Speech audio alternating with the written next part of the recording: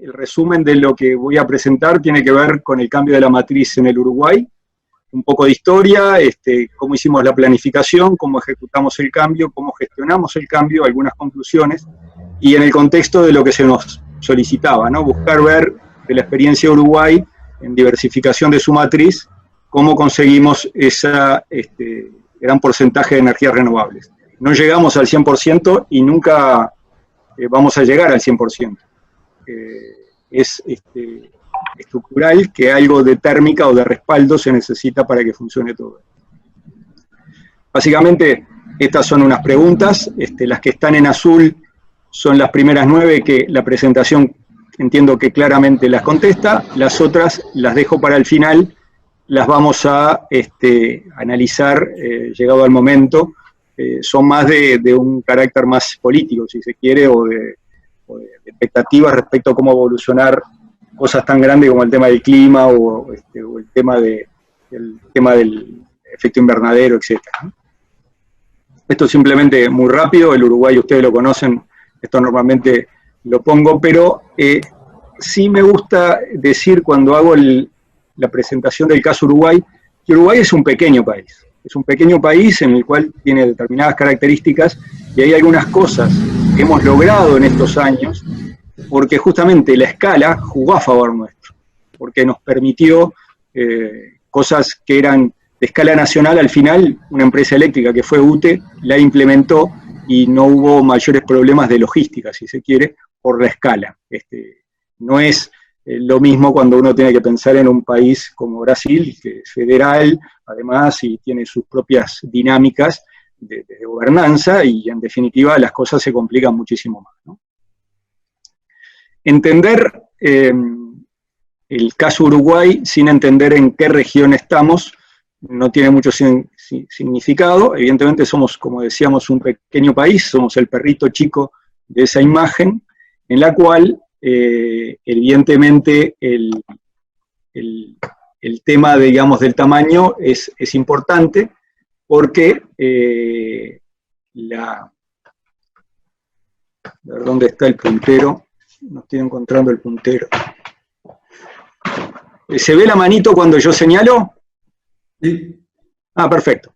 Entonces, entender Uruguay sin saber que estamos al lado de un país, Argentina, 8 veces más grande desde el punto de vista eléctrico, y Brasil, 50 veces más grande, es no entender, bueno, la circunstancia de cuando tenemos justamente ese factor de 10 al menos, o de 50, entre el tamaño de un país y los vecinos. Entonces, hay lógicas que se van a ver en la presentación que tienen que ver justamente por el tamaño relativo que tenemos en este contexto. Y también es importante, si bien no voy a explicar todo esto, pero esto básicamente, esta lámina caracteriza el sector eléctrico uruguayo, en el cual, para decirlo rápido, lo que a uno le debería llamar la atención es que aparece el logo de UTE por todos lados. Entonces, tenemos a UTE en generación. UTE es el que recibe toda la energía del emprendimiento binacional Salto Grande. UTE es el que compra la energía de privados, y hay muy poquitos que están al spot. O sea, tenemos un mercado formal desarrollado en los años 90, de un mercado spot, con libre competencia en la generación, pero al final del día, el 99,7% de los derechos a la energía son de UTE.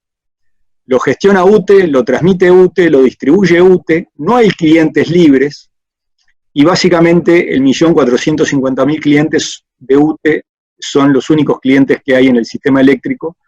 Por tanto, es casi de las pocas empresas eléctricas verticalmente integradas que quedan en el mundo y que gestionan casi todo el sector eléctrico del país, porque lo poco que hay, digamos, al spot es casi testimonial, y si bien tuvo algunas otras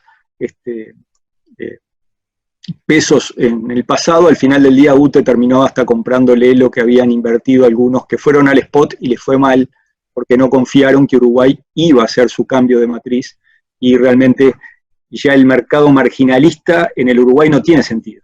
Es un mercado de comprador único, y bueno, evidentemente la responsabilidad de hacerlo en forma eficiente. Entonces, Esto es bien raro, ya estamos hablando de un país que tiene una empresa única, que es la que gestiona todo el sector eléctrico y además es estatal. Entonces ya eso es una cosa de las cuales nos pone en unas condiciones bien diferentes al resto del mundo.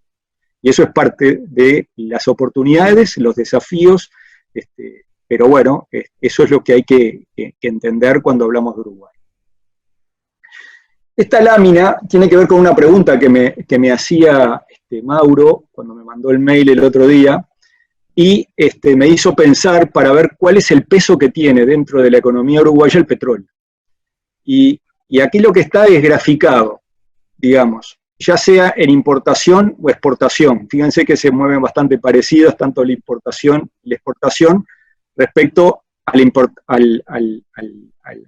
ya sea, esto es, perdón, es el petróleo importado respecto a las importaciones totales o el petróleo respecto a las exportaciones totales. Como tanto las importaciones como las exportaciones medio son parejas, porque están asociadas con comercio, digamos, bilateral, lo que está mostrando esto es que ese porcentaje de cuánto es que pesa en la balanza comercial el petróleo anda entre 20, 30, llegó a ser hasta 50%. O sea, es un valor realmente importante para nuestra economía, es muy importante. Y uno ve acá que venía subiendo en los años 70, en determinado momento ve que baja. Esta línea roja es porque aquí entró Salto Grande. Entró un emprendimiento binacional, Salto Grande es una gran represa para nosotros, que ahí es como que todo lo que veníamos consumiendo en petróleo para generación de energía eléctrica lo dejamos de consumir y por varios años fuimos reduciendo, a medida que iba entrando, digamos, Salto Grande, la cantidad de petróleo, porque el sector eléctrico consumía mucho petróleo. Y eso duró hasta que duró, hasta que la demanda siguió creciendo y se nos terminó la base hidráulica. Y allá en los años 90 dormimos la gran siesta en la cual pasamos a ser compradores de energía en la región. Era el gas en Argentina, que Brasil conoce de eso porque también quedó colgado del pincel en su momento, porque el gas después no llegó en el momento que se convocaron los contratos, y dejamos de hacer inversiones y jugamos a comprar energía en la región. Y bueno, y eso empezó a subir, acá colapsamos, porque en definitiva aquí es donde falló en 2004 Argentina en lo que es el suministro energético, y seguía subiendo y subiendo porque, claro, ya teníamos una base térmica complicada, y bueno, hasta que finalmente llegamos en la etapa en la cual hicimos el cambio de matriz y de vuelta recuperamos valores en el cual el petróleo ahora sí es importante, pero ya no asociado al sector eléctrico como vamos a ver. Esta foto es una foto que en definitiva muestra un poco la historia reciente de los últimos 30, 40 años, de cómo el sector eléctrico ha ido cambiando el humor de cuánto nos costaba el petróleo, que por supuesto en Uruguay no hay petróleo.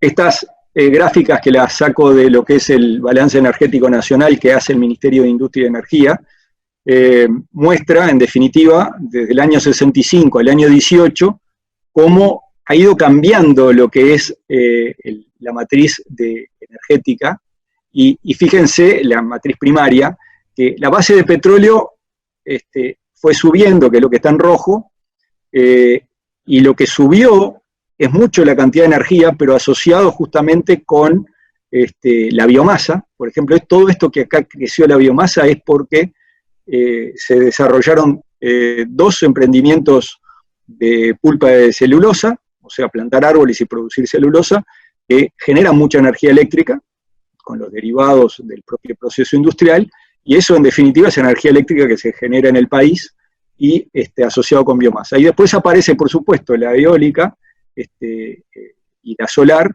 como algo asociado ya con el crecimiento de la demanda industrial y residencial de energía eléctrica propiamente dicho.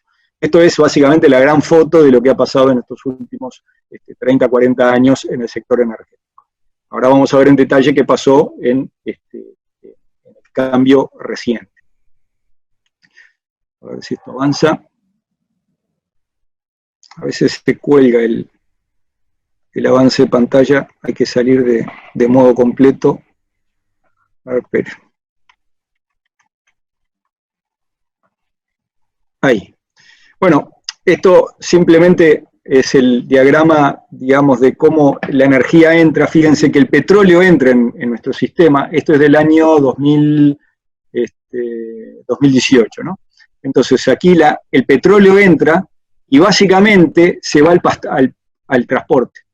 Todo lo que son los usos eléctricos están asociados con las energías renovables, ya sea la solar, la eólica, la hidráulica, y todo eso viene justamente, también va por supuesto al sector industrial, pero básicamente, digamos, al sector eléctrico no viene nada del petróleo o virtualmente casi nada del petróleo. Esto es justamente una gran foto energética del país. Seguimos consumiendo petróleo, pero básicamente asociado con el transporte. De ahí la oportunidad que tiene, y de hecho es casi una política nacional, que es el tema de la movilidad eléctrica. Eso Uruguay lo ha tomado en serio, ya tenemos taxis, tenemos ómnibus, tenemos en la cabeza que la siguiente gran transformación energética del país es la movilidad eléctrica. Y en eso también se está trabajando. Esta curva simplemente está bueno para ver lo que es el sendero energético. Esto lo que tenemos es, acá abajo, es el Producto Bruto Interno por habitante, entonces ha crecido el Producto Bruto Interno. Esto es el consumo final total respecto al PBI, o sea que ha aumentado el consumo energético. Esto es la cantidad de energía por cabeza, también ha subido. En definitiva, esta gráfica puede mostrar un poco que en definitiva todo lo que nos movemos en la diagonal hacia allá es como que va mejorando el país en cuanto al PBI, va mejorando el consumo energético, va mejorando, digamos, el consumo total. Es una gran foto que hace el Ministerio y a mí me gusta un poco para ver un poco dónde está Uruguay y cómo nos venimos moviendo.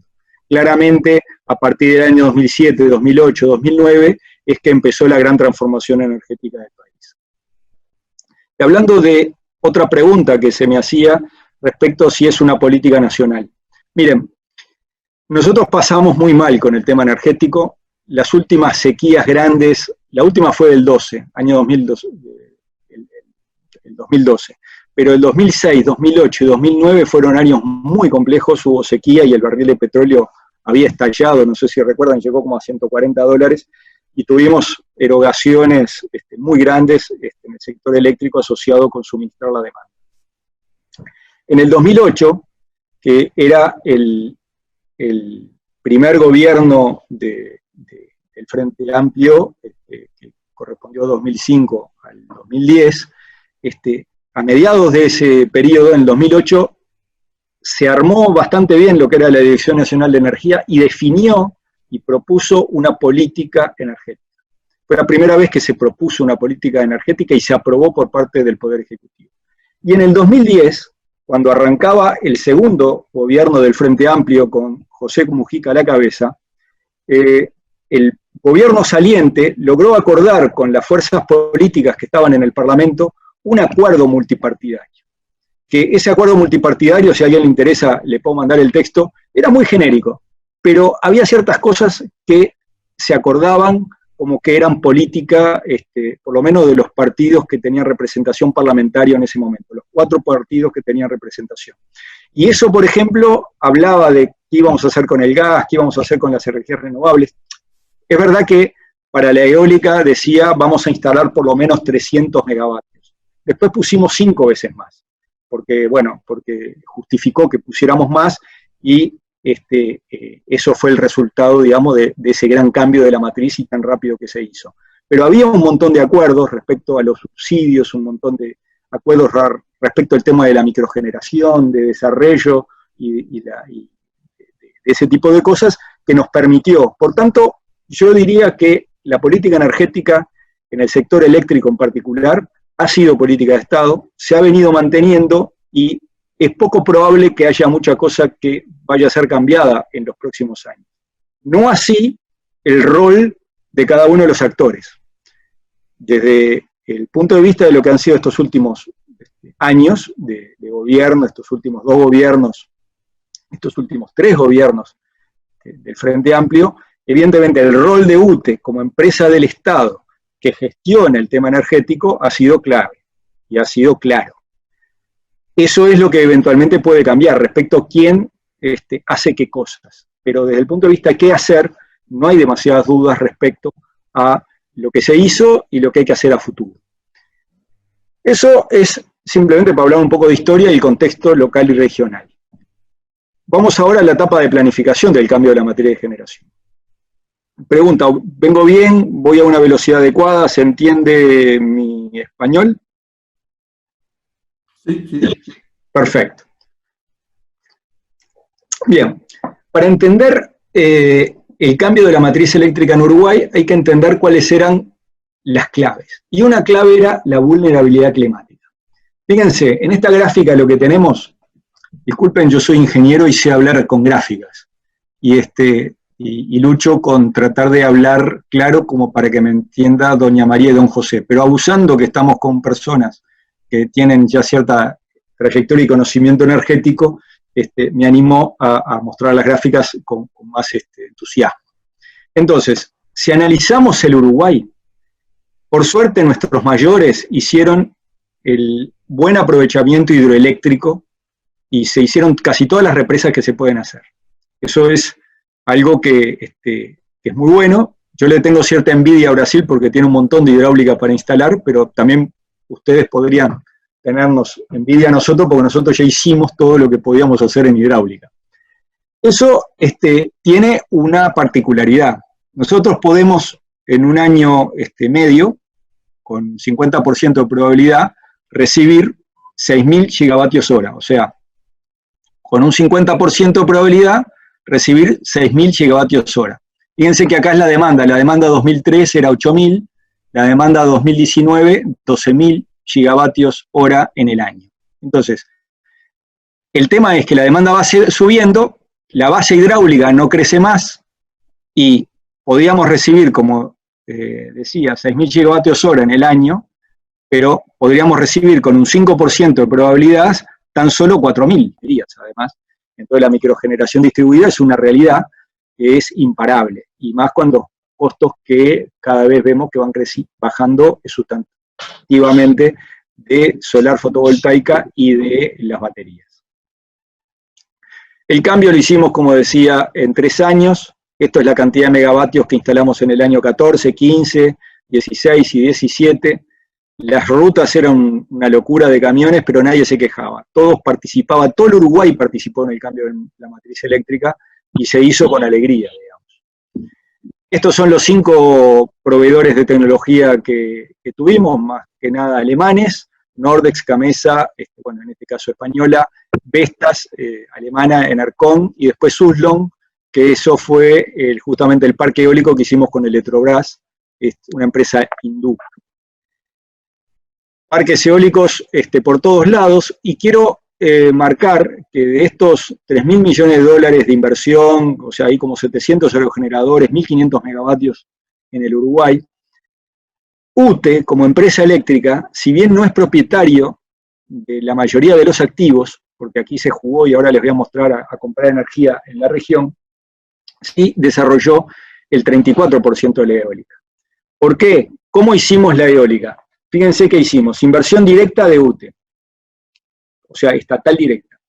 Hicimos leasing, alquilamos aerogeneradores a un privado, eso lo hizo la UTE. Compramos energía a sociedades anónimas. La gran mayoría de la energía eólica vino de compra de energía a sociedades anónimas o a fideicomisos. Pero estos fideicomisos, por ejemplo, lo desarrolló la propia UTE, de la cual UTE era el 20% del equity de esa sociedad o ese fideicomiso. Por tanto, no éramos dueños del 100%, sino del 20%, pero lo desarrolló la UTE, y eso es también parte de la gracia que tuvo todo esto. Y por supuesto, algunos privados que iban al spot. Por tanto, UTE desarrolló el 34%, y cada vez que había algún problema, UTE iba y lo trataba de solucionar, y eso hizo que las cosas fueran un poco más rápido.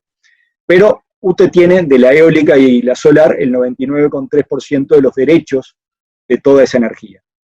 La compra, la transmite, la distribuye y la comercializa. La fotovoltaica casi exclusivamente fue desarrollo privado, UTE comprándole la energía a precios que se hicieron en su momento competitivos. No son los mejores precios del mundo, pero bueno, fueron precios mejores que la alternativa combustible fósil que tenía Uruguay, y bueno, se hizo más que nada experimental porque todavía en esa época no estaba tan competitiva la solar fotovoltaica, pero esos son plantas que hoy existen. Esta que está acá abajo son 140 hectáreas de paneles fotovoltaicos. Estos son 50 megavatios. Estas también son de 50 megavatios. Son las dos más grandes que tenemos. Acá me equivoqué. Esto no es la idea ir tan rápido. Espera un momentito. Ya les anuncié la última. Esperen que aquí se me fue, me equivoqué la tecla que apreté. Bueno, disculpen. Bueno, como decía, ver completa. Bueno, como les decía, también compramos, ¿se ve la pantalla de vuelta? Sí, sí. Perfecto. Como les decía, también compramos térmicas. Esta es una central de ciclo combinado, justo la inauguramos el año pasado, son 532 megavatios, una inversión importante. Bueno, ya teníamos nuestro parque térmico muy obsoleto, y bueno, y eso es un activo que se tiene, está operativo, y va a ser la térmica que va a respaldar el sistema por los próximos 30 años. También hicimos una inversión importante en interconexión regional. Esto que está acá mostrado, que es la interconexión con Brasil, básicamente era una convertidora que hay acá de 70 megavatios, que lo hicimos a principios de los años 2000, y una interconexión acá de 550 megavatios con una estación back-to-back, conectado directamente a la zona de Candiota, que conecta el sistema de extra alta tensión de Uruguay con el sistema de alta tensión de Brasil.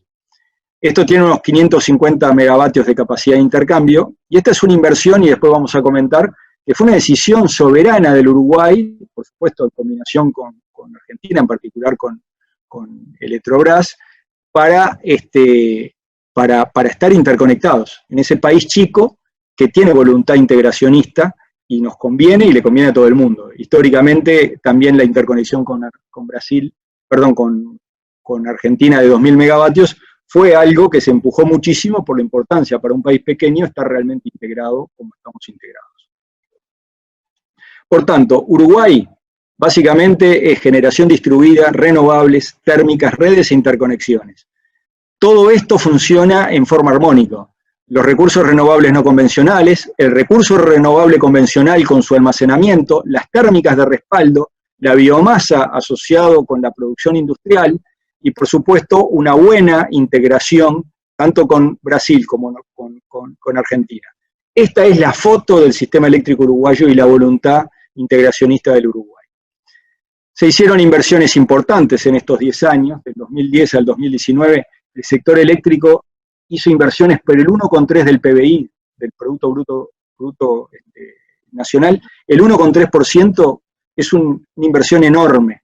Lo que pasa es que hicimos inversiones, hacía muchos años que no se hacían inversiones, en térmica, en redes eléctricas, pero también se hicieron inversiones importantes. Fíjense, si lo desglosamos por rubro, aquí hay de los 7.000 millones de dólares, hay 3.000 millones que es solo la eólica. Claro, son muy intensivas en capital, los recursos renovables no convencionales, por tanto, también es un dato de la realidad saber a cuánto uno se endeuda. Porque esto al final es en dólares. Para nosotros todos los insumos energéticos son en dólares. Porque los fierros valen en dólares, los molinos vienen en dólares, los paneles vienen en dólares. Entonces acá la decisión era o poníamos plata, compramos los molinos y después devolvíamos esa plata en un préstamo en dólares a largo plazo, o lo que hicimos es comprar energía en un contrato a largo plazo, y si uno hace la cuenta, al final del día es la misma cuenta. Más o menos con una tasa de descuento de 10%, si uno ve lo que vamos a pagar, es parecido a la plata que hubiésemos tenido que poner arriba de la mesa para poder comprar los molinos y tener la energía.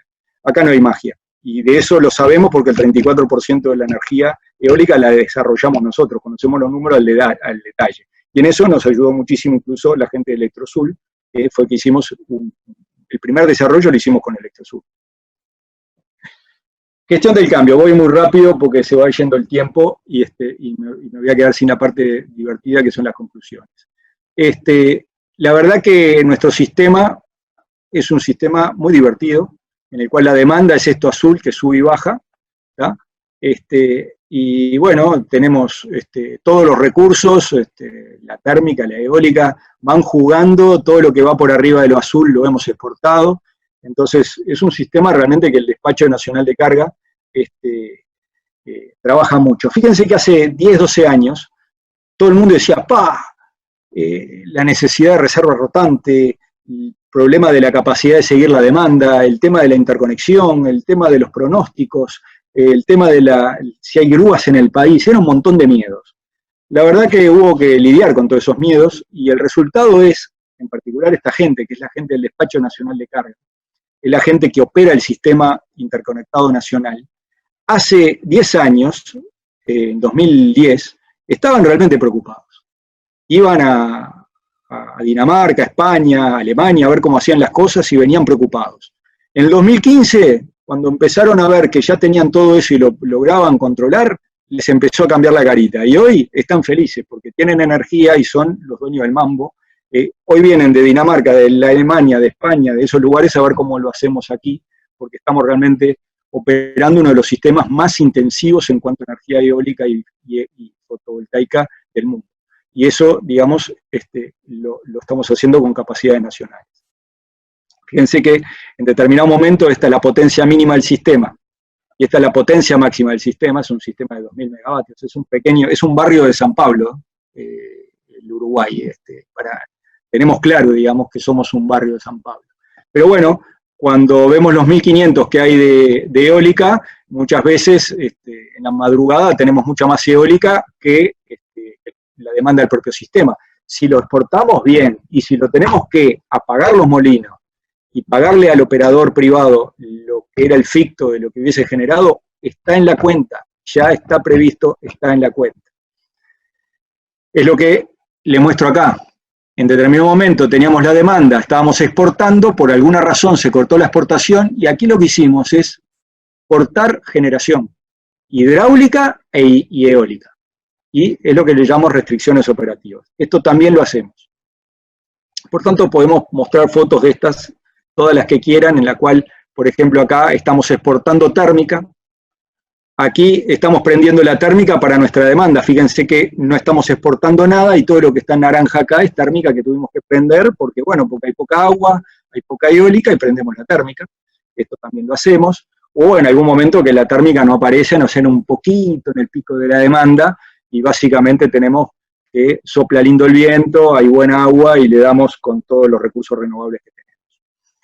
Esta es la foto de lo que ejecutamos estos últimos años. Evidentemente acá se ve el cambio de matriz, aquí todo esto violeta era lo fósil, y bueno, el fósil desapareció, apareció la eólica, aparece la solar, aparece la biomasa. Esto es ya no el dibujo que les había mostrado de proyección, sino lo que ejecutamos. Acá se ve el cambio, en muy poquitos años se hizo el cambio.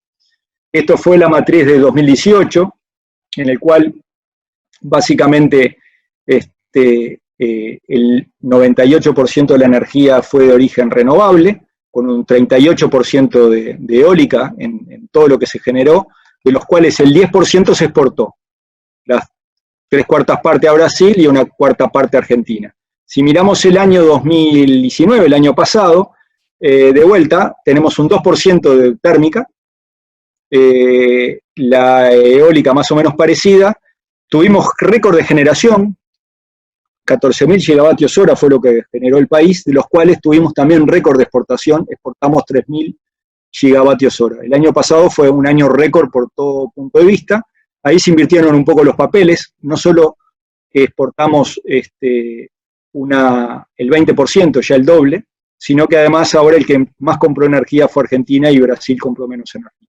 Esto es más o menos nuestro día a día, hay mucho para optimizar ahí. Conclusiones. Básicamente, yo les diría que se planificó, se ejecutó y se gestiona un cambio de una matriz eléctrica que nace de una política energética definida en el 2008, definida en el primer gobierno del Frente Amplio cuando era presidente Tabaré Vázquez, básicamente implementada por el segundo gobierno del Frente Amplio cuando el presidente era José Mujica, y si se quiere, puesta a punto todo lo que es la gestión durante este último gobierno.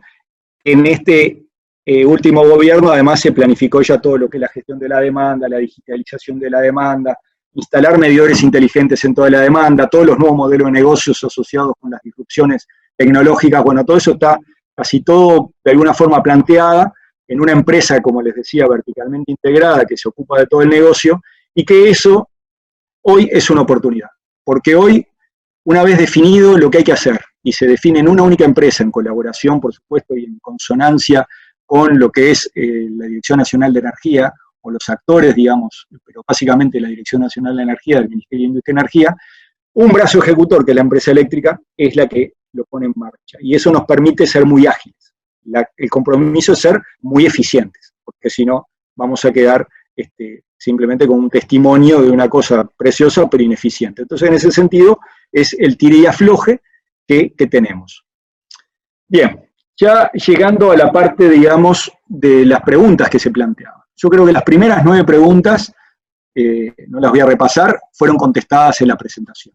Me quedan 4 preguntas que tienen que ver con algunos temas que voy a tratar de ver. Se me preguntaba el tema con Electrobras, algo comenté ya. Con Electrobras hicimos un parque eólico, 65 megavatios. Este parque eólico, en el 2012, yo estaba con el presidente de Electrobras, ¿cómo se llama? Costa Neto. No sé si saben de quién estoy hablando. ¿Presidente Costa? No. Bueno. Eso no es Costa, no. Sí, en el 2012 yo firmé el contrato con Dilma en la residencia en Alborada. Estaba el Pepe Mujica, estaba Dilma Rousseff, estaba el presidente Costa y estaba yo, y firmamos en la mesa de Dilma el acuerdo por el cual hicimos este parque eólico. 2012. Les puedo mandar la foto. Eso imagínense la gente de Itamaraty, digamos, que no sabía qué es lo que estábamos firmando. Estábamos firmando el acuerdo por el cual hicimos este parque eólico. Bien, pero... ¿No era Cardial? No, él fue antes. No, yo arranqué en el 2010 con Cardial. Sí, pero después tuvo Costa Neto. Puede ser, sí. No, le puedo asegurar, yo sé con quién firmé. Y le decía que firmamos todo eso, hicimos el parque eólico, aprendimos muchísimo. La gente de Electrosul, que fue la parte del equipo técnico que puso Electrobras, la verdad que aprendimos mucho, hicimos la licitación y se construyó este parque eólico. Después hay algún tema que históricamente hemos trabajado con Electrobras. La primera convertidora, la que está acá, fue una inversión conjunta. Son 70 megavatios. Y fue una inversión conjunta que después terminó siendo operada, parece ser como que fuera solo de UTE, del Uruguay, pero en realidad fue por un tema de un acuerdo operativo, porque estaba en territorio uruguayo, era más fácil que lo gestionara Uruguay, pero la inversión la hicimos conjunta, pusimos la mitad del plata cada uno. Pero cuando tuvimos que hacer la interconexión grande, en realidad en el 2007, Tabaré Vázquez firmó con Dilma Rousseff, sí, ¿era Dilma o era Lula? Bueno, no me acuerdo, creo que era Lula. Firmó un acuerdo y ahí el acuerdo fue que Uruguay hacía toda la inversión, el 100% de la inversión, ¿tá? Y Brasil mantenía las condiciones comerciales que teníamos en aquella época. La verdad que desde el punto de vista de Electrobras es impecable, porque incluso la parte de lo que es el tramo que está en Brasil, lo está pagando UTE en un canon que durante 30 años o 15 años, ahora no me acuerdo bien, estamos pagándole. La inversión la hizo Electrobras, pero por Electrosul, y UTE lo que está pagando es un canon anual de operación y mantenimiento y el pago de la inversión. O sea que la propiedad y el uso exclusivos de UTE, pero es una inversión que financia, digamos, al final del día todo el gobierno uruguayo o el país Uruguay, con esa voluntad integracionista. Y respecto a la parte de que se iban a mantener las condiciones comerciales, no voy a embarrar la cancha de esta reunión, pero realmente no se cumplió. Entonces, son las dificultades que tenemos en la integración regional, en el cual, digamos, es dura la cancha, digamos, cuando uno toma decisiones de grandes inversiones. Igual nos viene pagando la petiza el intercambio con Brasil, pero no en las mejores condiciones. Y eso podría dar para una larga conversación respecto a cómo estamos intercambiando energía con nuestros vecinos. Y por supuesto que ahí cabe respecto a la pregunta, ¿no? ¿Cómo es el relacionamiento? Hemos tenido un muy buen relacionamiento y tenemos normalmente comercial un buen relacionamiento. De hecho, Electrobras es uno de los comercializadores que tenemos de la energía que mandamos de Uruguay a Brasil. Eso está funcionando y tenemos una buena relación. Pero también tenemos dos empresas que una es verticalmente integrada y hace toda la actividad, y la otra está en un proceso que está siendo, digamos,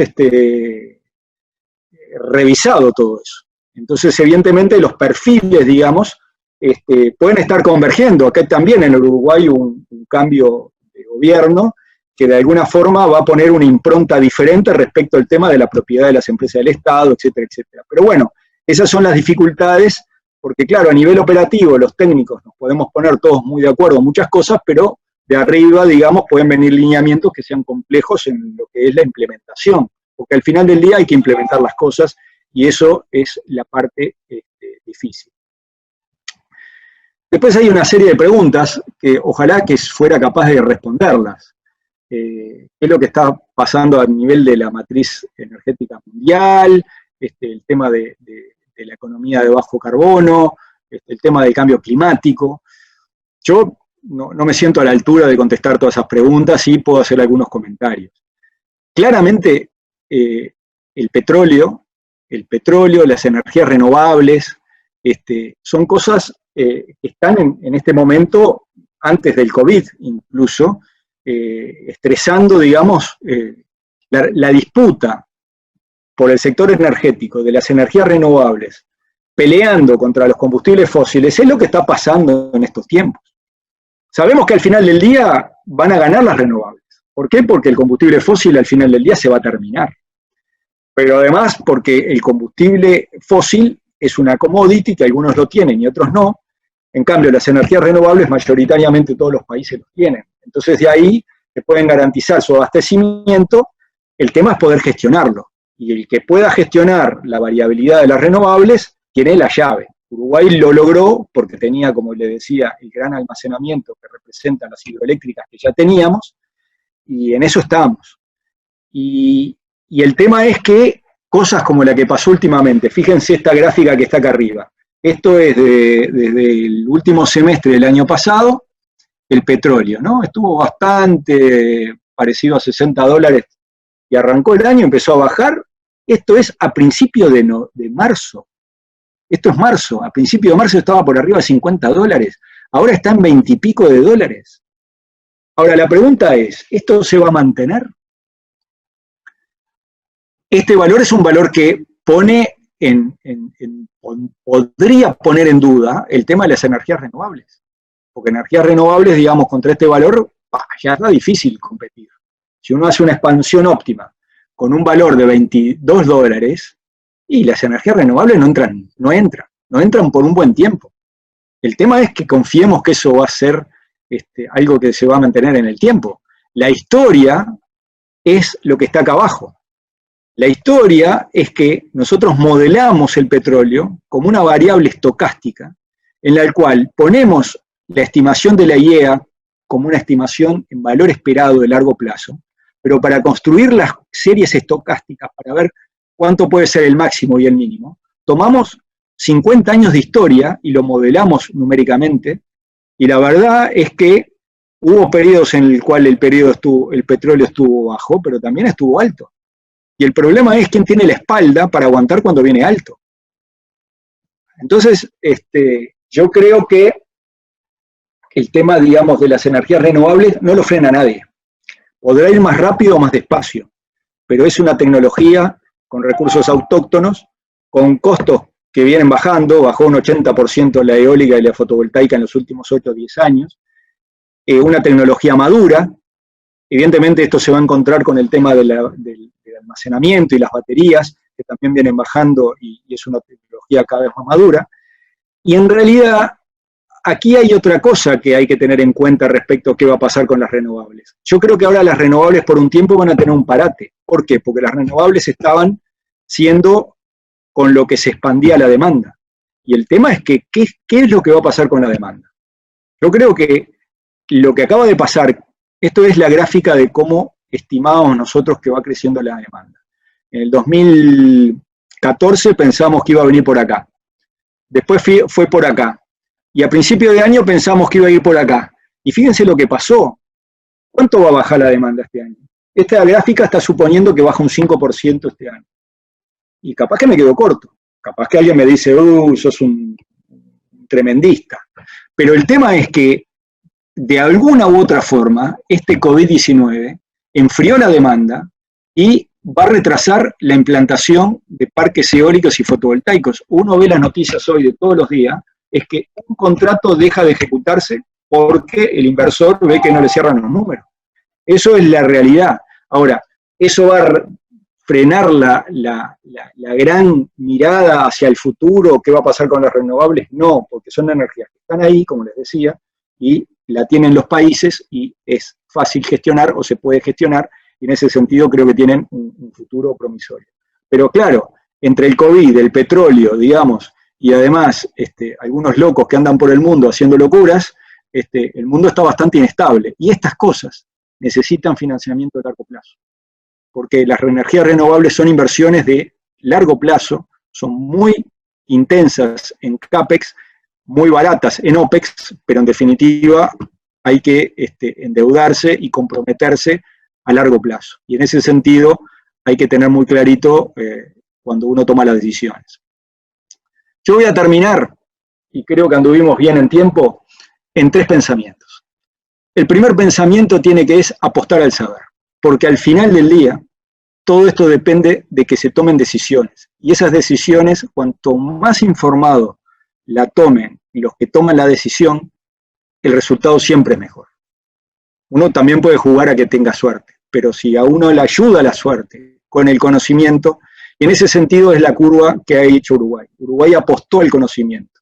Uruguay hace años que formó un fondo sectorial de energía, allá por el año 2008, 2009, y ha invertido poca plata, si se quiere, en términos relativos, porque el sector energético lleva mucha plata, pero ha invertido en conocimiento. Y a partir de ese conocimiento, por ejemplo, se desarrollaron plataformas, la que utilizamos para optimizar el despacho y para hacer la planificación óptima, que son herramientas de dominio público, software de código abierto, que es gestionada desde varios actores, y con eso se da una transparencia y se da algo que es el conocimiento, porque el conocimiento, una vez que tenés un equipo humano armado hasta los dientes, entendiendo cómo funcionan estas cosas, difícilmente después se tomen malas decisiones, por tanto, de los que estén en el momento de la toma de decisiones, o sea, los gestores de turno, de acuerdo al devenir democrático. Por eso, la robustez de un país depende de que tengan el conocimiento para que nadie meta la pata. Eso primera cosa. Segundo, hay que apostar a la integración. Hoy hay infraestructuras disponibles que permitirían generar riqueza para los pueblos. Hoy no estamos intercambiando energía, y fíjense que hay en lo que es la CIER, la Comisión de Integración Eléctrica Regional o Energética Regional, siempre hablaban de las 3 R's. O sea que si vos tenés recursos, tenés redes y tenés reglas, tenés todo lo necesario para la integración energética. Yo hace unos años propuse agregar la R de las relaciones, porque al final son las personas que acuerdan entre otras personas y se confían entre las personas, va energía, no viene energía, es muy dinámico el intercambio de energía. De repente hay una hora que sobra, el otro tiene que comprometerse y decir, mandala que te la voy a pagar. Bueno, eso depende al final de las relaciones humanas. Pero si nosotros no le agregamos una 5ª R, que es la que estamos proponiendo últimamente, que es la racionalidad, que si hay 2 mercados, y en un mercado la energía más barata, la energía tiene que ir del lugar más barato al lugar más caro, y hacer un intercambio. Ya no digo hacer una planificación óptima regional, porque eso es más complejo, pero por lo menos, si tenemos infraestructuras y hay oportunidades de negocio, no dejarlas pasar.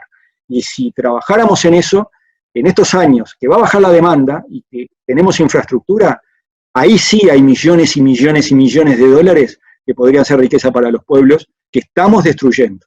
Por tanto, no destruir riqueza debería ser la consigna hoy en día, para que todos los que tengan que ver con el sector energético se enfoquen en que por ahí viene, digamos, las oportunidades. Y el último pensamiento tiene que ver con apostar a los estados. Y más ahora que estamos en el medio de una crisis, al final todos van y le piden ¿a quién? A mamá Estado que le solucione los problemas. Y en ese sentido, también en el mundo se está hablando de las 3D, la descarbonización, la descentralización y la digitalización. Y yo también propuse el año pasado en la CIER, no fue en la CIER, sí fue en la CIER, una D que no hay que olvidarse, que es el tema que la energía es un derecho básico.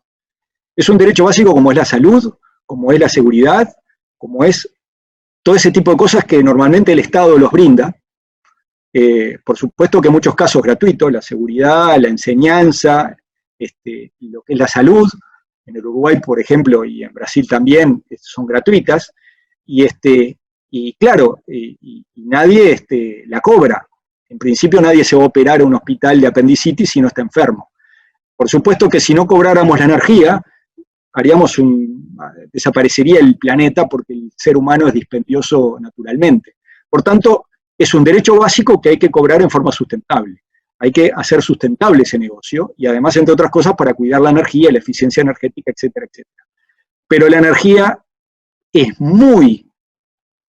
un derecho básico, no podemos dejarla en manos del mercado.